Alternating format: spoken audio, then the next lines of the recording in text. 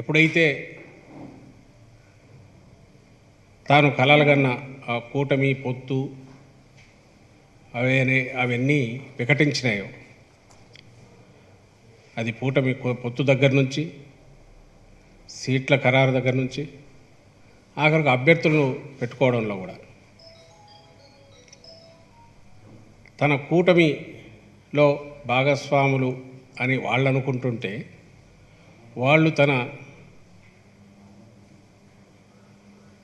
కింద పనిచేసే లేదా ఒక యూనిట్ లాంటి వాళ్ళు సబ్సిడరీలు అన్నట్టు ఈయన భావిస్తున్నారనడానికి, చంద్రబాబు నాయుడు భావిస్తున్నారనడానికి,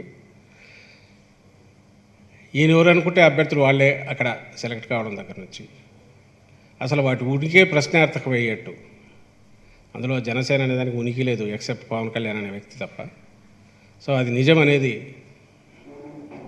ఈయన మనుషులను తీసుకెళ్ళి అక్కడ చేర్చి అప్పటికప్పుడు కండువాలు కప్పి చంద్రబాబు నాయుడు గారి మనుషులకు టికెట్ ఇవ్వడం ద్వారా అది రుజువైతే, జాతీయ పార్టీగా అందులో అధికారంలో కంటిన్యూస్ 2 సార్లు ఉండి 3వసారి కూడా మళ్ళీ అధికారంలోకి రావాలనుకుంటున్న బీజేపీ, అక్కడ కూడా ఈయన అనుకున్నట్టే సీట్ల ఖరారు జరగడం, ఇది బహుశా ఆ పార్టీలను నమ్ముకొని ఉన్న జనసేన కానీ బీజేపీని కానీ ఉన్న వాళ్ళందరికీ ఎంత నిరాశ కలిగించాయో, ఆగ్రహం తెప్పించాయో, అది రచ్చకెక్కడం వల్ల జరుగుతున్న గొడవలు, గందరగోళం, ఇవన్నీ ఆఖరికి ఎక్కడికి పోతున్నాయంటే, ఇంకా నెలలో జరగబోయే ఎన్నికలు, నెల 10 రోజులు, నెల 8 రోజులు, 10 రోజులు కూడా లేదు, 19 ఎన్నికల కంటే ఇంకా ఘోరంగా తెలుగుదేశం పార్టీ పరాభవం పాలై ఇంకా రాజకీయ తెర మీద, ఆంధ్రప్రదేశ్ రాజకీయ తెర మీద ఇది పూర్తిగా కనుమరుగవుతోంది అనేది స్పష్టంగా కనపడుతుంది. తెలుగుదేశం పార్టీ అనేది 82లో పుట్టి 83లో అధికారంలోకి వచ్చిన పార్టీ 40 ఏళ్ల తర్వాత కనుమరుగవుతోంది అనేది స్పష్టంగా కనపడుతుండడంతో చంద్రబాబు నాయుడు గారు గంగవెరులు ఎత్తున్నారు, శివాలు ఎత్తిపోతున్నారు, పూనకాలు వస్తున్నాయి ఆయనకు. ఇది ప్రతిసారి ఈయన ఇలాగే చేస్తుంటారు. ఈసారి అది ఆ పూనకం ఏ స్థాయికి పోతుంది, తిట్లకు లంఘించుకోవడము, వ్యవస్థల మీద దాడి చేయడము, తనకు తాను సర్వం సహాధికారి అన్నట్టు నేను ఏది చెప్తే అది అనుకుని ఏదైనా చేయగలను అనేది, అది అన్నిట్లో కనపడుతుంది. అంటే దానికి ఏం రీజనింగ్, రేషనలు, ఓ ప్రాతిపదిక, జనం ఏమనుకుంటారని కూడా ఉండట్లేదు. నేను పొద్దున్నే ఏదో చూశాను, పిచ్చిపాట ఏదో పెట్టి సైకో పోవాలి, సైకిల్ రావాలని వాళ్ళు పాట తయారు చేసుకుని వాళ్ళకు వాళ్ళు ఆయన సభలో పెడితే ఈయన డ్యాన్స్ చేస్తున్నాడు దానికి, చేతులు ఊపుతూ. 73 ఏళ్ళు, 74 ఏళ్ళు, 2 రాజకీయ పార్టీలు తలపడుతున్నప్పుడు నీ విమర్శలు, పదునైన విమర్శలు, ఘాటైన ఆరోపణలు ఏవైనా చేసుకోవచ్చు. కానీ రాష్ట్రంలో ప్రజలందరూ ఎన్నుకున్న ఒక ముఖ్యమంత్రిని గురించి ఇప్పుడు మళ్ళీ నీ ప్రత్యర్థిగా ఆయన తలపడుతున్నప్పుడు అది ధర్మయుద్ధమో లేక నిజంగా తేల్చుకోవాలనుకుంటే ప్రజలకు సంబంధించిన అజెండా మీద నువ్వు ఎంతన్నా కొట్లాడు. నువ్వు ఇక్కడ ఫెయిల్ అయినావను, ఎక్కడెక్కడ ఇదయ్యాను, నేనైతే ఏం చేస్తావు ఏమన్నాను, ఇదేంటి పిల్ల చేష్టలాగానో లేక మెంటల్ పిచ్చివాళ్ళు కదా ఎగురుతున్నట్టు పిచ్చి మాటలు మాట్లాడుకుంటాను. ఎవరిని సైకో అనాలి, ఆ ఎగిరే చంద్రబాబు నాయుడు అనాలా, లేక నిబ్బరంగా ప్రజల్లో అంత ఇదిగా ఆత్మవిశ్వాసంతో అడుగులేస్తూ ప్రజలతో ప్రేమగా, పేదలతో ప్రేమగా, మహిళలు, పిల్లలు అందరూ ఎగబడి జనసముద్రం కనపడుతున్న జగన్మోహన్ రెడ్డి గారిని అనగలరు. జనం ఏమనుకుంటారో మొహం మీద ఉమ్మేస్తారనే ఇది కూడా లేకుండా ఎలా అలా తయారయ్యాడంటే సెనిలిటీ అని అనుకోవాలి. 73, 74 ఏళ్ళ తర్వాత సెనిలిటీ అంటే గుర్తొచ్చింది. నేను అది ఏదో ఇది అనుకున్నా. మొన్న చూస్తే తిరుపతిలో మాట్లాడుతుంది నిజంగానే అన్నాడంట. బీజేపీతో ఈయన పొత్తులో ఉన్నాడు. వరప్రసాద్ అభ్యర్థికి ఓటేయండి, బీజేపీకి వేయొద్దు, వృధా అవుతుంది మీరు వేస్తే అని అంటున్నా అంట. ఆయన నిలబడింది బీజేపీ అభ్యర్థిగా. ఈయన మర్చిపోయినాడు, తనే అభ్యర్థుల సెలక్షన్లో తనే ఉన్నాడు. ఆ వరప్రసాద్ అంటే ఇప్పుడు మా పార్టీ ఎమ్మెల్యేగా 19 ఎన్నికల్లో గూడూరుకి ఎలక్ట్ అయిన వరప్రసాద్ను బీజేపీ అభ్యర్థిగా ఈయన పెట్టి తిరుపతిలో పెట్టాడు, ఆయన మర్చిపోయినాడు చంద్రబాబు నాయుడు.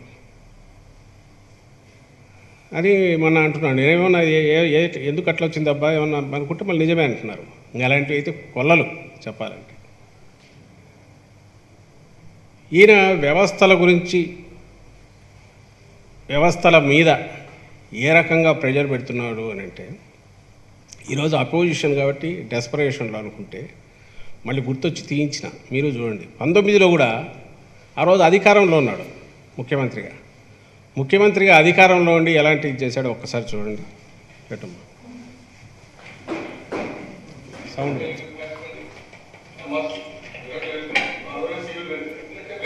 ఇది 2019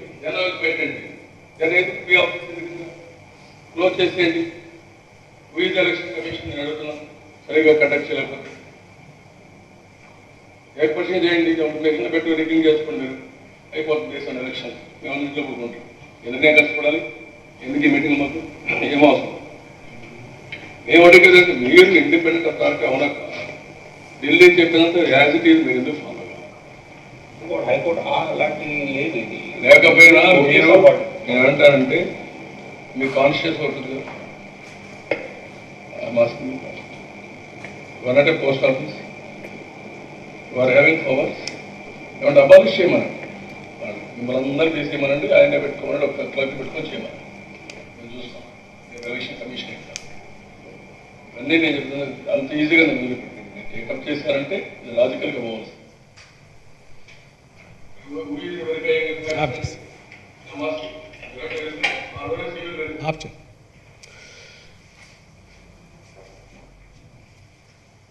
ప్రతిపక్షంలో ఉంటే ఏదో డెస్పరేషన్లో అనుకోవచ్చు.